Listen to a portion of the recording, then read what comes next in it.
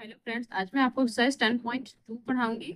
इसका पहला क्वेश्चन है, एक बिंदु Q से एक वृत्त पर स्पर्श रेखा की लंबाई 24 सेंटीमीटर है तथा Q की केंद्र से दूरी 25 सेंटीमीटर है, वृत्त की त्रिज्या है। अब ये चार ऑप्शन इसमें दिए हैं, इसमें से कोई एक ऑप्शन सही है। ठीक है, तो सबसे पहले हमें क्या करना है, इसमें एक डायग्राम बनाना है, यानी कि चित्र बनाना है। तो एक बिंदु Q से एक वृत्त पर स्पर्श रेखा की लंबाई 24 है। सबसे पहले इतना बनाएंगे, सबसे पहले एक वृत्त ही बनाते। तो वृत्त कैसे, छोटा सा यहाँ पर हम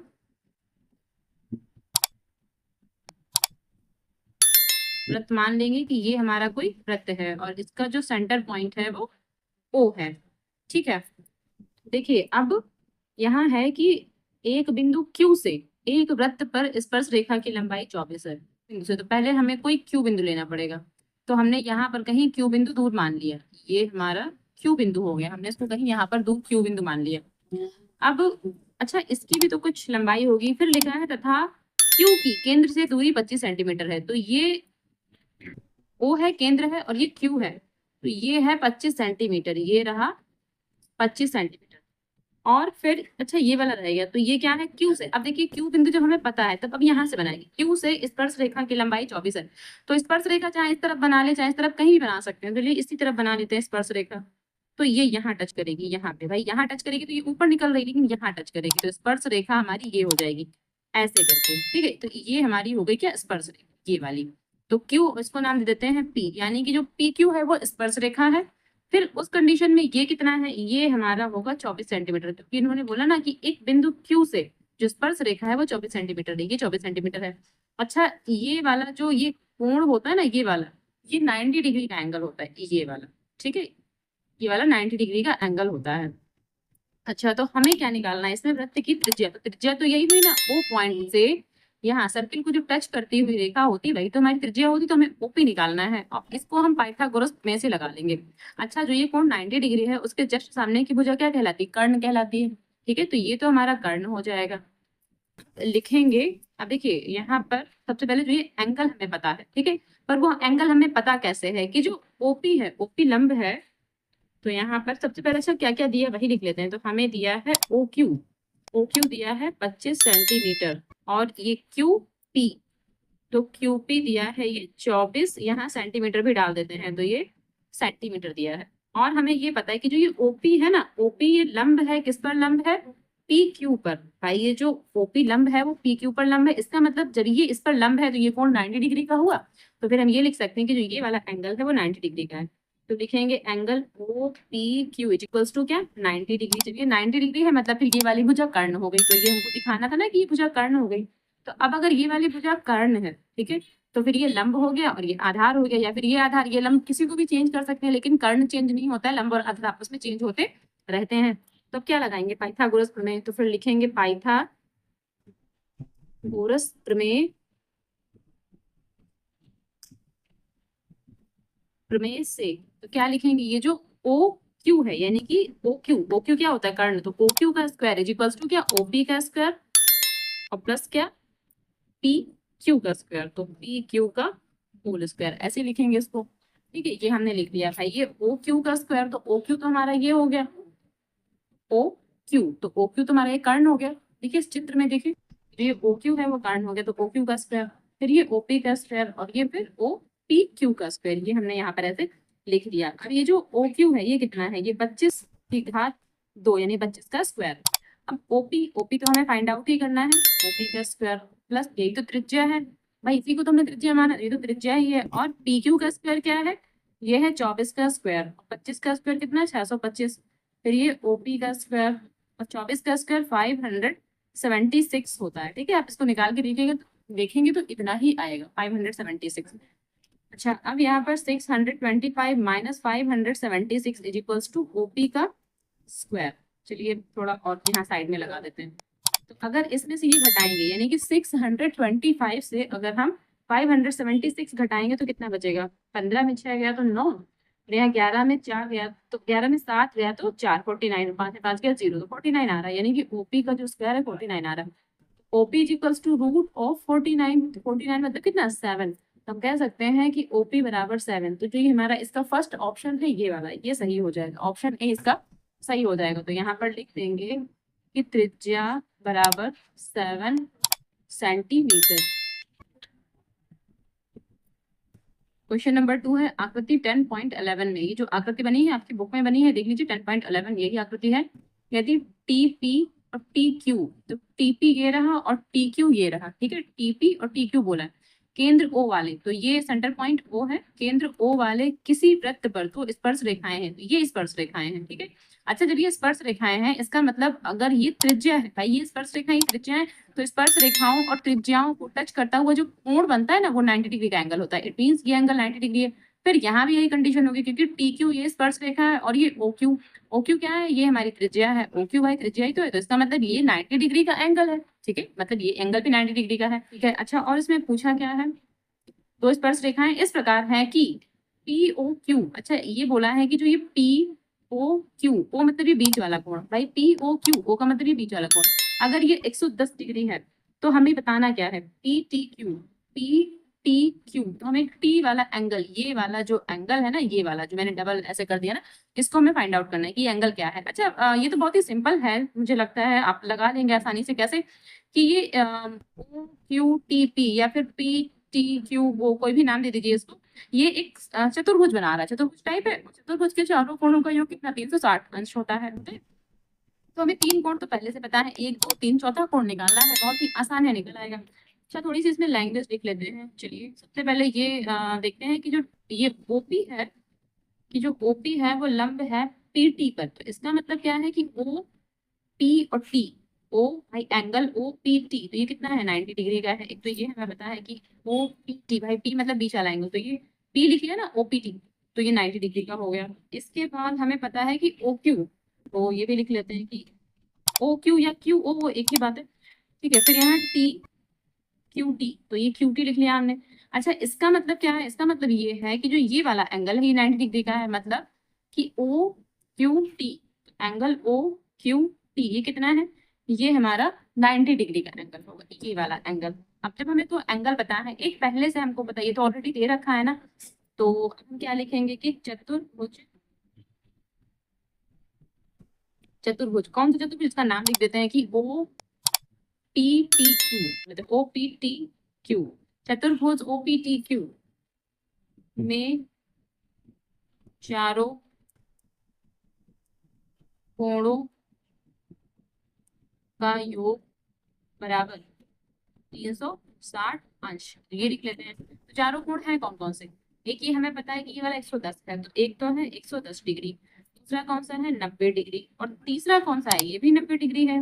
तो फिर चौथा क्या है, यही तो निकालना है हमको, तो आप डायरेक्ट ऐसे ही लिख सकते हैं, ठीक है। तो ये कौन सा कोण है, टी वाला, टी का मतलब पी टी क्यू, भाई ये कोण बीच में करना है, तो P T Q, angle P T Q, और क्वेश्चन में यही हमको पूछा था कि पी टी क्यू कोण ज्ञात कीजिए, तो पी टी क्यू ये टी वाला कोण इज इक्वल्स टू क्या, 360, ठीक है। तो अब इन सबको जोड़ लेते हैं, तो ये 0 0 तो 0 ही रहेगा, 9 9 18, 18 19 19 वहां से लेके यहाँ 290 हो जाएगा, प्लस कितना P T Q is equals to क्या, 360 डिग्री, तो फिर P T Q is equals to 360, तो ये जो 290 है ये इस तरफ आ जाएगा 290। अब इनको आपस में घटा लेंगे, तो 0 में से 0 गया 0, 16 16 में से 9 गया तो 7 बचेगा, और यहाँ 2 में 2 गया 0, इसका मतलब है कि P T Q is equals to कितना, 70 डिग्री। तो जो एंगल हमारे पास निकल के आ रहा है वो कितना आ रहा है, 70 डिग्री आ रहा है, ये वाला एंगल, ठीक है। तो कुल मिला के हमारा ये बी ऑप्शन सही हो जाएगा, ठीक है। ये समझ में आ गया आपको कि भाई इन सबको जोड़ा था और फिर जोड़ के क्या किया था, इसमें 360 में से हमने घटा दिया, इन सबको जोड़ा तो 290 आया, तो 360 में से इसको घटा दिया, तो ये हमारा 70 डिग्री का कोण आ गया, ठीक। तो बी ऑप्शन इसका सही हो जाएगा। क्वेश्चन नंबर 3 है, यदि एक बिंदु P से O केंद्र वाले किसी वृत्त पर PA और PB स्पर्श रेखाएं परस्पर 80 के कोण पर झुकी हों, तो POA बराबर है, अच्छा POA का मान निकालना है, ठीक है। सबसे पहले O केंद्र वाला कोई वृत्त ही बना देते हैं, फिर देखते हैं आगे है क्या इसमें। तो ये सबसे पहले हमने O केंद्र वाला एक वृत्त बना दिया, जिसका कि सेंटर पॉइंट ये O है, ठीक है, O केंद्र है इसमें। फिर बोला है कि यदि एक बिंदु P से, तो कोई बिंदु हमें P लेना है, से किसी वृत्त पर PA और PB स्पर्श रेखाएं हैं। अच्छा, P बिंदु कहीं ले सकते हैं, चलिए यहाँ ले लेते हैं। तो PA और PB स्पर्श रेखाएं बनानी है, तो फिर ऐसे बनेंगे PA ये, फिर यहाँ पर PB ये, ठीक है। तो ये P पॉइंट हो जाएगा, P बिंदु यहाँ लेना है, और P A P B दो स्पर्श रेखाएं बनानी है, परस्पर 80 के कोण पर झुकी है। तो ये जो रेखाएं हैं, इन्हीं दोनों कोणों का जो जो इन दोनों का जो कोण है वो 80 डिग्री है, ये बोला है। अच्छा, अब यहाँ त्रिज्या भी बना सकते हैं, ये भाई त्रिज्या ही तो होगी इतनी, ओ ए, और फिर ये भी त्रिज्या होगी ओ बी, ये भी त्रिज्या होगी और ये भी त्रिज्या होगी, ये त्रिज्या। तो फिर ये वाला एंगल कितना होगा ये हमको बताना है, कि ये वाला एंगल होगा कितना, ये हमको एंगल निकालना है। ठीक है, वैसे ये थोड़ा यहाँ नहीं, यहाँ ऐसे बनाते हैं, क्योंकि यहाँ पे मिल रहा है ना, ये ऐसे बनाएंगे उसको, और ये ठीक है, ये थोड़ा यहाँ से बनाना है, ऐसे और ऐसे। ये वाला एंगल हमको निकालना है कि ये वाला एंगल है कितना। अच्छा, जब ये रेखाएं परस्पर 90 डिग्री के कोण पर ही तो बनी हुई होती हैं, कहने का मतलब ये है कि अगर ये त्रिज्या है और ये स्पर्श रेखा है, तो त्रिज्या और स्पर्श रेखाएं जहां पर टच करती है वहां पर 90 डिग्री का कोण बनता है। इसका मतलब जो ये ओ ए है ना, तो फिर इसका आंसर कैसे लिखेंगे कि जो ये ओ ए होगा, ठीक है, ओ ए अगर लंब है पी ए पर लंब है, तो हम कह सकते हैं कि ओ ए पी, कौन सा एंगल ओ ए पी, वो क्या है, वो 90 डिग्री है। तो एक एंगल तो हमको ये पता है कि 90 डिग्री है, ये वाला एंगल भी सेम 90 डिग्री ही है, तो इसको भी लिख देंगे क्या। अच्छा, इस पॉइंट को यहाँ ओ मान लेते हैं, ओ बी जो है, ओ बी जो है वो पैरेलल है किस पर, पी बी पर, पी बी, इसका मतलब ये है कि O B P, O B P मतलब ये वाला एंगल ये 90 डिग्री है, तो इसका मतलब है कि ओ बी पी ये क्या है, ये 90 डिग्री है। दो एंगल ये पता है और एक एंगल ये पता है। तो जैसे हमने अभी पीछे वाला सवाल लगाया ना कि चतुर्भुज के चारों कोणों का योग बराबर कितना, 360 अंश, ये होता है चतुर्भुज के चारों कोणों का योग बराबर कितना, 360 अंश होता है, ये लिख दिया हमने। अब चतुर्भुज के चार कोण कौन कौन से हैं, एक ये 90 है, फिर 80 है, फिर 90 है, और ये वाला कोण हमें ज्ञात करना है, यही तो बोला है कि पी ओ ए, तो ये रहा पी ओ ए। अच्छा, ये कोण नहीं ज्ञात करना है हमें, इसका आधा ज्ञात करना है, तो पहले तो पूरा ही ज्ञात करेंगे ना, फिर बाद में ये आधा ज्ञात होगा। यदि चतुर्भुज के चारों कोणों का 360 अंश होता है, तो सबसे पहले क्या, 90 प्लस 80 प्लस 90, तो 90 प्लस 80 प्लस 90, और क्या बचा, ये वाला कोण बचा, इसको भी लिख देंगे, इसका नाम क्या है, पी ओ ए। तो एंगल पी, ये बी है, बी ओ ए, ठीक है, पी ओ ए नहीं है, बी ओ ए, 360 अंश। अब इनको जोड़ देंगे, तो 9 9 18 और 18 और 8 26, तो यहाँ 20 सीख दो तो 60 आ गया, plus B O A equals to कितना, 360 डिग्री। अब बी ओ ए, बी ओ ए मतलब ये पूरा एंगल निकाल दें, ये क्या है, 360 माइनस 260 यहाँ चला जाएगा, तो कितना बचेगा, ये बचेगा हमारा 100 डिग्री, यानी कि जो बीच वाला कोण आया है 100 डिग्री का आया हमारा ये।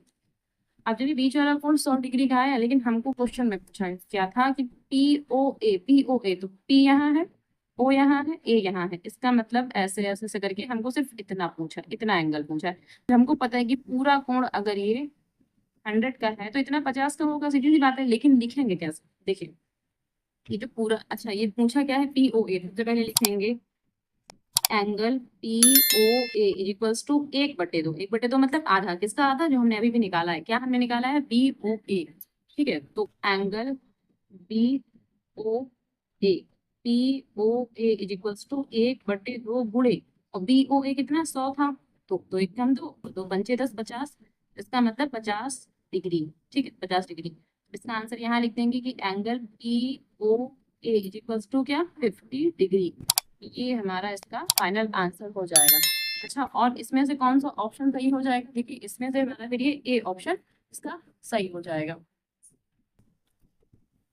क्वेश्चन नंबर 4 है, सिद्ध कीजिए कि किसी वृत्त के किसी व्यास के सिरों पर, यानी कोई वृत्त है, उसका उस वृत्त का जो व्यास है, तो व्यास के सिरों पर खींची गई स्पर्श रेखाएं समांतर होती है। अब हमको ये प्रूफ करना है कि अगर कोई वृत्त है और वृत्त का जो व्यास होगा, व्यास मतलब क्या, जो बीचों बीच एक रेखा खींची जाती है, जैसे वृत्त बना लेंगे और वृत्त में बीचों बीच से एक रेखा खींचते हैं ना, उसी को तो व्यास बोलते हैं। तो व्यास के सिरों पर खींची गई स्पर्श रेखाएं समांतर है, हमको इसमें सिद्ध करना है। तो कैसे, सबसे पहले तो एक चित्र ही बना लेते हैं छोटा सा।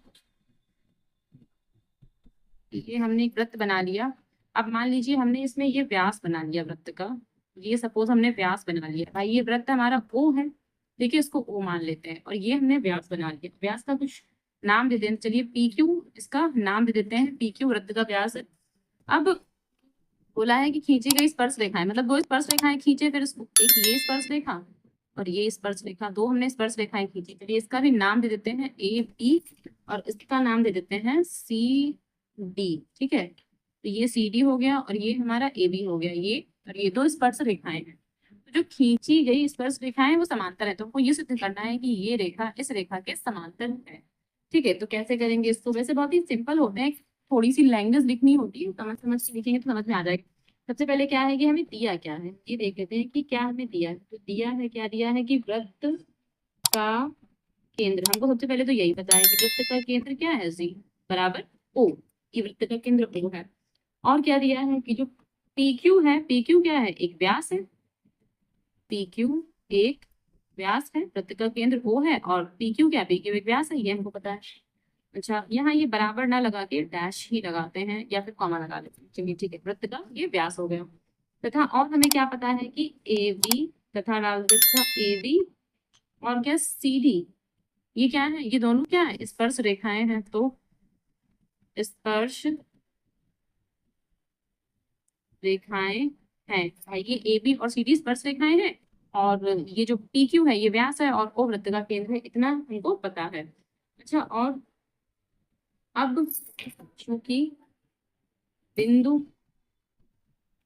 P व Q से, अच्छा P और Q से, भाई ये बिंदु P है और ये बिंदु Q है, तो जो ये त्रिज्याएं हम खींचेंगे ना, ऐसे करके ये त्रिज्या खींचेंगे और ये त्रिज्या खींचेंगे, तो ये स्पर्श रेखा पर लंब ही तो बनाती है। पहले दो सवाल में हमने आपको ये समझा है कि जो ये त्रिज्या होती है और जो ये स्पर्श रेखा होती है, तो यहाँ पर हम कह सकते हैं कि 90 डिग्री का एंगल बनता है, मतलब ये लंब बनाती है।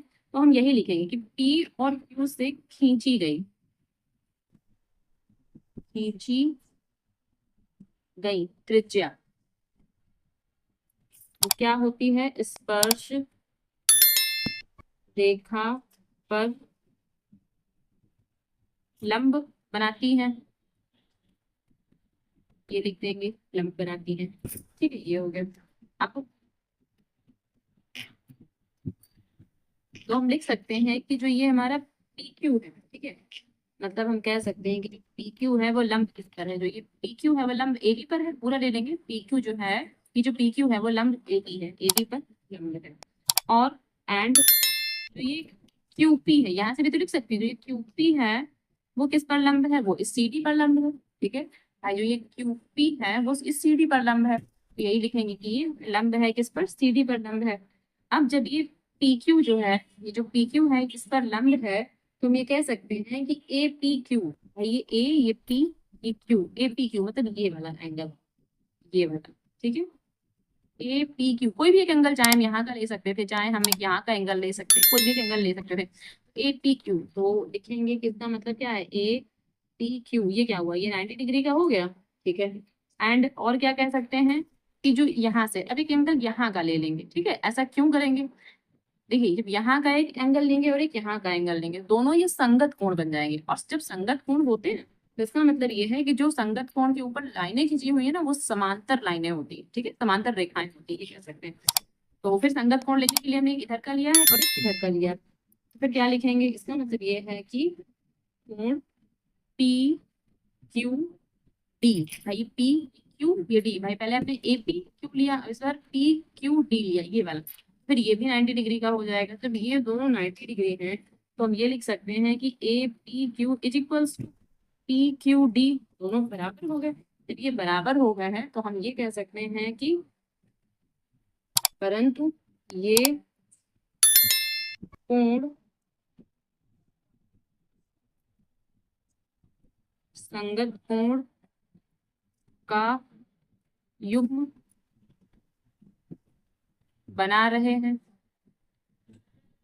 भाई ये जो दोनों कोण हैं ये संगत कोण का युग्म बना रहे हैं, हमने आपको ये भी यही समझाया। तो जब ये संगत कोण है तो इसका मतलब ये है कि अतः A B parallel C D, इसका मतलब जो ये ए बी है पैरेलल सी डी हो जाएगा। ठीक है, जो ए बी है पैरेलल सी डी, क्योंकि जब ये संगत कोण बनाते हैं हम तभी कह सकते हैं कि ये दोनों पैरेलल लाइंस हैं। ठीक, तो ये हमारा इसका पूरा एक्सप्लेनेशन हो जाएगा, मतलब प्रूव्ड हो जाएगा, कह सकते हैं प्रूफ डाल देंगे कि हमने इसको प्रूव कर दिया।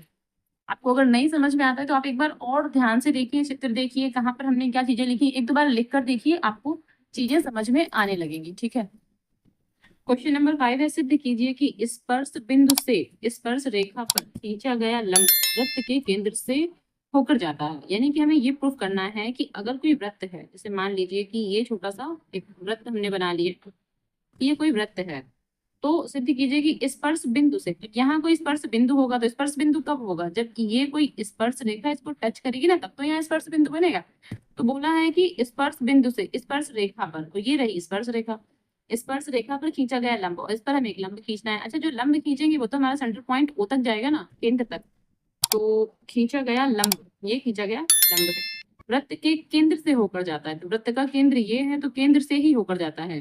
ठीक है, ये हमको सिद्ध करना है। यानी कहने का मतलब ये है कि हमको ये बताना है कि क्या ये 90 डिग्री का एंगल होता है या नहीं। ठीक है, ये हमको बताना है कि ये 90 डिग्री का एंगल है या नहीं है। और अगर हम कोई दूसरा पॉइंट यहाँ पर ले ले, सपोज कीजिए कि अगर हमने कोई क्यू पॉइंट ले लिया, ठीक है, अगर इसको भी ऐसे से कर लिए, तो क्या हम इसको भी यही मान सकते हैं कि ये भी 90 डिग्री का है। और अगर मानेंगे तब क्या होगा, तो चलिए हमको ये प्रूव करना है कि जो ये, अच्छा इसको कोई नाम दे देते हैं, इसको ले लेते हैं ए बी और इसको मान लेते हैं डी। ठीक है, इसको मान लेते हैं डी। चलिए, तो हमें ये सिद्ध करना है कि जो ये ओपी है ना, ये 90 डिग्री के एंगल पर ही होता है। ठीक, तो चलिए इसको लगाते हैं। सबसे पहले हमें दिया क्या क्या है वो लिखेंगे, जो हमें दिया है। तो दिया है, क्या क्या दिया है कि जो ओ है वो एक तो वृत्त का केंद्र है, ओ वृत्त का केंद्र है, पहला तो हमें ये पता है। दूसरा क्या पता है कि जो ए बी है वो क्या है, वो स्पर्श रेखा है, ए बी स्पर्श रेखा है, हमको ये पता है। तथा और क्या पता है कि जो पी है, ये जो पी है ना, स्पर्श बिंदु है। ये हमें ये स्पर्श बिंदु पता है ना, इन्होंने बोला स्पर्श बिंदु, तो कोई स्पर्श बिंदु तो होगा ना। तो पी स्पर्श बिंदु है, हमको ये भी पता है कि जो पी है वो स्पर्श बिंदु है। फिर अच्छा, ओ को पी से मिलाएंगे, क्योंकि पहले से तो ये इसमें त्रिज्या के बारे में कुछ नहीं लिखा है, इसका मतलब ये ओ को पी से मिलाना था। तो अच्छा, ओ को पी से मिला लीजिए, या ऐसे भी ठीक है, लिख लेते हैं एक पॉइंट और लिखने के लिए कि ओ को पी से मिलाया। भाई पहले से तो पता नहीं था, इसलिए ये हमने इसको मिलाया।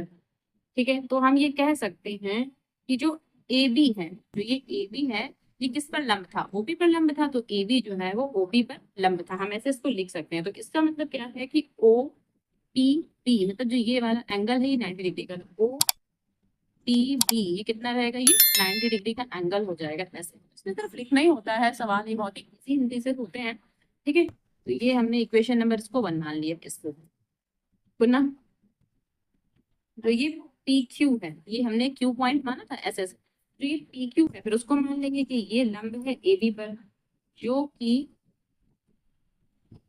बिंदु ऊपर नहीं है। हमने इसको ये माना है, ये पी क्यू है वो लंब ए बी पर तो है, लेकिन ये बिंदु ओ पर नहीं है, मतलब ये इस ओ सेंटर पॉइंट पर नहीं, सेंटर पॉइंट से कहीं अलग हमने इसको माना नहीं है। तो हमने ये लिख लिया। अब क्या लिखेंगे, जो ए बी है पैरेलल टू क्यू पी, भाई जो ए बी है वो क्यू पी के पैरेलल भी होगा। ठीक है, तो पैरेलल टू क्यू पी, ये क्यू है। अच्छा, इसका मतलब क्या है कि जो ये क्यू पी पी होगा वो भी तो 90 डिग्री होगा, क्यू पी बी मतलब ये वाला एंगल ये भी 90 डिग्री होगा। ये इक्वेशन नंबर हमारी सेकेंड हो जाएगी।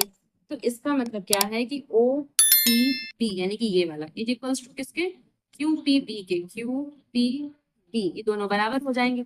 लेकिन बराबर कब होंगे, तो यह तभी संभव है जब ये ओ और ये क्यू संपाती होंगे। संपाती होने का मतलब एक के ऊपर एक बिंदु रखा होगा। संपाती कैसे होती है, जैसे कोई ये बिंदु रखा है, इसके ऊपर ही हमने दूसरा कोई बिंदु बना दिया, तब ये संपाती कहलाते हैं। ठीक है, तो अब ये कब हो सकते हैं, दोनों इक्वल हो जाए। इसका मतलब क्या है कि जब ये बिंदु दोनों संपाती होंगे तब ये इक्वल हो सकता है। तो लिखेंगे कि यह तभी संभव है जब ओ और क्यू कैसे होंगे, संपाती होंगे। संपाती यानी कि एक ही बिंदु पर। तो या तो तभी संभव है जब ये संपाती होंगे, इसका मतलब क्या है कि दोनों एक ही बिंदु पर हो जाएंगे। इसका मतलब यह है कि अतः स्पर्श रेखा पर स्पर्श बिंदु, अब जो क्वेश्चन था ना बस क्वेश्चन की लैंग्वेज दिखनी है, ये इतना हो गया, हमें सिर्फ इतना ही करना था, इसमें इतना करके दिखाना था। स्पर्श बिंदु से खींचा गया लंब वृत्त के केंद्र से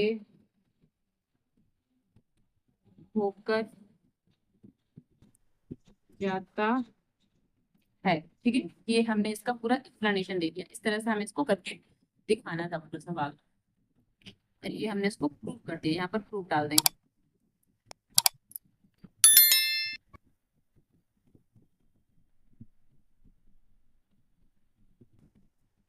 क्वेश्चन नंबर 6 है, एक बिंदु ए से जो एक वृत्त के केंद्र से 5 सेंटीमीटर की दूरी पर है। तो सबसे पहले सबसे पहले तो क्वेश्चन नंबर 6 है, एक बिंदु ए से जो एक वृत्त के केंद्र से 5 सेंटीमीटर की दूरी पर है। ठीक है, फिर वृत्त पर स्पर्श रेखा की लंबाई 4 सेंटीमीटर है, वृत्त की त्रिज्या ज्ञात कीजिए। ठीक, तो सबसे पहले क्या कि एक बिंदु कोई ए है जो एक वृत्त के केंद्र से 5 सेंटीमीटर की दूरी पर है। तो सबसे पहले तो हम कोई चित्र ही बना लेते हैं और सेंटर पॉइंट इसका ये ओ रहेगा। ठीक है, फिर बोला है कि कोई एक बिंदु ए है जो इससे 5 सेंटीमीटर की दूरी पर है। तो चलिए हम ये मान लेते हैं कि कोई बिंदु ए यहाँ पर है, इसको ए मान लेते हैं, इस पॉइंट को ए मान लेते हैं, और ये 5 सेंटीमीटर की दूरी पर है, इसको मान लेते हैं कि 5 सेंटीमीटर की दूरी पर है ये। ठीक, अब वृत्त पर स्पर्श रेखा की लंबाई 4 सेंटीमीटर है, और जो वृत्त पर स्पर्श रेखा है उसकी लंबाई कितनी 4 सेंटीमीटर है। तो यहाँ से हम कोई स्पर्श रेखा डाल देते हैं, ऐसे, ये ऐसे स्पर्श रेखा रहेगी ये। तो स्पर्श रेखा की जो लंबाई है वो कितनी है, 4 सेंटीमीटर यहाँ तक। ठीक है, ये ऐसे ऐसे ये स्पर्श रेखा इतनी रहेगी, इतनी यहाँ टच हो गई तो बस इतनी स्पर्श रेखा, तो इतने की लंबाई कितनी 4 सेंटीमीटर है। अच्छा, इसको कोई नाम देते हैं, इसको हम पी मान लेते हैं। तो फिर ये वाला एंगल तो 90 डिग्री का रहेगा। क्यों रहेगा 90 डिग्री का, क्यों, क्योंकि जब भी हम कोई स्पर्श रेखा लेते हैं और वो त्रिज्या, ठीक है, त्रिज्या उस स्पर्श रेखा को कहीं सेंटर पॉइंट पर टच करती है तो ये 90 डिग्री का कोण बनाता है, ये हमको पता है। ठीक है, अब जब ये 90 डिग्री का, इसका मतलब ये वाली भुजा तो कर्ण, क्योंकि 90 डिग्री के जस्ट सामने की भुजा ही कर्ण कहलाती है। हमें इसमें ज्ञात क्या करना है, वृत्त की त्रिज्या, त्रिज्या मतलब हमको ये ओबी ज्ञात करना है, ओबी इसकी त्रिज्या है तो हमें त्रिज्या ज्ञात करना है। ठीक है, अच्छा कैसे लगाएंगे, सबसे पहले हमें इसमें क्या क्या पता है तो वो लिखेंगे। क्योंकि जो ओबी है, ओबी, ये ओबी है वो परपेंडिकुलर है, किस पर परपेंडिकुलर है, ये जो बी ए है ना इस पर परपेंडिकुलर है, या फिर ए बी ऐसे लिख सकते हैं, इस पर ये परपेंडिकुलर है। तो इसका मतलब क्या है कि ए ओ बी, भाई ये ए बी ओ, इसे थोड़ा सा गलत हो गया, ए बी ओ ऐसे लिखना था, तो इसको हम बी बना लेते हैं और इसको हम ओ कर लेते हैं, इसको थोड़ा सा ए बी ओ, ये वाला, तो ये वाला क्या हो जाएगा, ये हो जाएगा 90 डिग्री का एंगल। चलिए 90 डिग्री का एंगल है तो सामने वाली भुजा कर्ण हो गई, तो हम पाइथागोरस प्रमेय लगा देंगे, तो लिखेंगे पाइथागोरस प्रमेय से, पाइथागोरस प्रमेय से क्या, जो ये कर्ण होता है ना, कर्ण का स्क्वायर यानी कि ओ ए का स्क्वायर, फिर क्या होगा ओ बी के स्क्वायर, ओ बी के स्क्वायर प्लस ए बी के स्क्वायर के बराबर होगा। भाई जो पाइथागोरस प्रमेय होती है ना, कर्ण का स्क्वायर बराबर लंब का स्क्वायर प्लस आधार का स्क्वायर, यही तो होती है। तो ये लिखेंगे। अच्छा, ओ ए मतलब 5 का स्क्वायर, और यहाँ ओ बी क्या है, ओ बी हमारा ये ओ बी, अच्छा त्रिज्या है वो तो निकालना ही है। ठीक है, फिर ए बी क्या है इसमें 4, तो यहाँ क्या लिख देंगे 4 सेंटीमीटर, 4 स्क्वायर, 5 का 25 हो जाएगा, और ओ बी स्क्वायर ऐसे ही लिखा रहेगा, 4 का 16 हो जाएगा, तो यहाँ 25 - 16, फिर क्या ओ बी का स्क्वायर, अभी स्क्वायर लगा रहने देते हैं, ये कितने हो गए 9 बराबर बी का स्क्वायर। तो फिर चाहिए ओ बी बराबर √9 ऐसे कह सकते हैं, इसका मतलब क्या है कि 3 आ गया, ओ बी जो त्रिज्या है वो 3 आ रही है हमारी। ठीक है, तो ये हमारी त्रिज्या 3 आ गई यहाँ पर। अच्छा और कुछ पूछा था नहीं, बस त्रिज्या ही पूछा था इसमें। तो क्या लिखेंगे कि त्रिज्या बराबर कितना 3 सेंटीमीटर, ये हमारा इसका आंसर हो जाएगा। ठीक है, क्वेश्चन नंबर 7 है, दो संकेंद्रीय वृत्तों की त्रिज्याएं 5 सेंटीमीटर तथा 3 सेंटीमीटर है, बड़े वृत्त की उस जीवा की लंबाई ज्ञात कीजिए जो छोटी वृत्त को स्पर्श करती है। ठीक है, तो इसमें दो संकेंद्रीय वृत्त है, संकेंद्रीय वृत्त का मतलब ये होता है कि पहले एक वृत्त बना है उसके ऊपर एक और वृत्त बना है, दो संकेंद्रीय वृत्त हैं, इनकी त्रिज्याएं क्या है 5 और 3। तो छोटा वाला जो अंदर वाला वृत्त होगा ना उसकी जो त्रिज्या है उसको हमें 3 लेना है, यानी कि यहाँ से यहाँ तक हमें कितना लेना है, 3 सेंटीमीटर। और इसके ऊपर एक और वृत्त बनाएंगे। तो इन वृत्तों को क्या कहते हैं, संकेंद्रीय वृत्त बोलते हैं। इसकी जो त्रिज्या है वो कितनी बनाएंगे, यहाँ से यहाँ तक ये कितनी बनाएंगे, 5। ये ठीक है, ये जो पूरी हो जाएगी क्या हो जाएगी, 5, ये यहाँ से यहाँ तक तो 5 सेंटीमीटर, ये ऐसे हमको बनाना था। ठीक है, लेकिन हमें क्या ज्ञात करना है, यहाँ देखिए अब हमको जो ज्ञात करना है वो, अच्छा ये 3 ये 5 हो गए। बड़े वृत्त की उस जीवा की लंबाई, तो जो ये बड़ा वाला वृत्त है उसकी उसकी कोई जीवा होगी, चलिए हम इसकी जीवा मान लेते हैं ये। ठीक है, ये हम इसकी जीवा मान लेते हैं कि ये जीवा हो गई, भाई बड़ा वृत्त है उसकी जीवा हो गई, जो कि छोटे वृत्त को स्पर्श करती है। देखो छोटे वृत्त को स्पर्श करती है ना भाई, इसमें लिखा है छोटे वृत्त को स्पर्श करती है, छोटे वृत्त को हमने स्पर्श करती हुई एक बड़े वृत्त के पास एक जीवा बना ली। ठीक है, अच्छा इस जीवा को कुछ नाम दे देते हैं ए बी, और यहाँ जो टच पॉइंट है इसको पी नाम दे देते हैं टच पॉइंट को, और ये ओ पॉइंट तो हमें पहले से पता था कि ये वाला ओ पॉइंट है। ठीक है, तो फिर ये भी तो 3 सेंटीमीटर हो जाएगा, ये भी तो भाई 3 सेंटीमीटर ही होगी ना, क्योंकि जब ये 3 है तो फिर ये 3, भाई त्रिज्याएं एक ही तो ऐसी तो होती है, कोई भी त्रिज्या कहीं पर भी बना लो वो उसकी नाप एक ही तो होती है। ठीक है, तो ये 3 सेंटीमीटर हो जाएगी। अच्छा, अब अब जो ये पांच है ना बड़ी त्रिज्या, तो इसको हम ऐसे भी तो बना सकते हैं, ये भी तो त्रिज्या ही तो है। हाँ, ये जो बड़ी वाली ये भी तो एक त्रिज्या ही तो है, तो ये 5 सेंटीमीटर। तो बस बनाने का कुछ ऐसा ढंग था। ठीक है, फिर अच्छा हमें निकालना क्या है इसमें, बड़े वृत्त की उस जीवा की लंबाई, बड़े वृत्त की उस जीवा की लंबाई। तो अच्छा बड़े वृत्त की जीवा की लंबाई, जीवा ये है ना, तो इसकी लंबाई ज्ञात करना है, यानी ए बी क्या है वो हमको बताना है। इसमें ए बी पूरा क्वेश्चन मार्क है। ए बी कैसे निकालेंगे, पहले इतना ये ए बी निकालेंगे, इतना क्वेश्चन ए बी निकालेंगे, उसके बाद जब ए बी निकल आएगा 2 से गुणा कर देंगे तो ये ए बी निकल आएगा पूरा का पूरा। ठीक है, अच्छा तो क्या क्या इसमें दिया हुआ है, जो छोटा वृत्त है उसकी त्रिज्या 3 सेंटीमीटर है, तो लिखेंगे कि छोटे वृत्त की त्रिज्या, छोटे वृत्त की त्रिज्या को हमने ओपी माना है, तो ओपी बराबर 3 सेंटीमीटर। और बड़े वृत्त की त्रिज्या, बड़ा वृत्त ये है, ये ओ ए है, तो ओ ए बराबर कितना है, ये 5 सेंटीमीटर। अच्छा इसमें कौन सी प्रमेय लगाएंगे, पाइथागोरस प्रमेय। भाई ये 90 डिग्री का एंगल रहेगा, क्यों, क्योंकि ये त्रिज्या है और ये इसको स्पर्श कर रही है, इसका मतलब स्पर्शी है, तो ये 90 डिग्री का एंगल रहेगा ये वाला, तो इसका मतलब ये कर्ण हो जाएगा। तो जब ये कर्ण है तो पाइथागोरस प्रमेय इसमें लगा देंगे, तो क्या लिखेंगे, पाइथागोरस प्रमेय। तो क्या लिखेंगे इसमें, कर्ण कौन सा है, ये ओ ए, ये कर्ण है, तो लिख देंगे ओ ए का स्क्वायर इक्वल्स टू क्या, ए पी का स्क्वायर प्लस ओ पी का स्क्वायर, ऐसे लिख देंगे इसको। अच्छा ए ओ की वैल्यू 5 है हमको पता है, तो 5 का स्क्वायर, और ए पी ही तो हमको निकाल, क्योंकि ए पी का ही तो डबल करेंगे तब तो वो आएगा, क्या कहते हैं ए पी की दूरी या लंबाई। भाई एपी को ही तो डबल करेंगे तब तो एपी निकल के आएगा। ठीक है, तो ओ अच्छा ओपी का मान है 3, तो यहाँ 3 का स्क्वायर लिख देंगे, 5 का स्क्वायर होता है 25, और ये एपी स्क्वायर ऐसे लिखा रहेगा, ए पी, तो ये ए है, तो ये पी, इसको पी बना लेते हैं, प्लस 3 का तो 9 हो जाएगा, 25 माइनस 9, और ये क्या हो जाएगा, एपी का स्क्वायर यहाँ हो जाएगा 16, और ये एपी, अच्छा जो ये स्क्वायर है ये रूट ऑफ बन जाएगा, इसका मतलब हम ये कह सकते हैं एपी बराबर 4। जो एपी की वैल्यू आ रही है वो 4 निकल के आ रही। ठीक है, ये जो एपी है ना 4 आ गया, तो इसका मतलब ये जो एबी है, तो फिर एबी क्या हो जाएगा, फिर यहाँ लिखेंगे कि एबी बराबर क्या, कि ए ओ मल्टीप्लाई 2, तो ए ओ ए पी पी है, एक मिनट, हाँ तो ए पी मल्टीप्लाई 2, तो फिर ए पी का मतलब कितना, हमने अभी अभी 4 निकाला है, और ये 2 तो कितना हो गया, 8 सेंटीमीटर। तो हम ये कह सकते हैं कि बड़े वृत्त की जीवा, बड़े, ठीक है, वृत्त की जीवा बराबर कितनी, 8 सेंटीमीटर, और ये वाला हमारा इसका फाइनल आंसर हो जाएगा।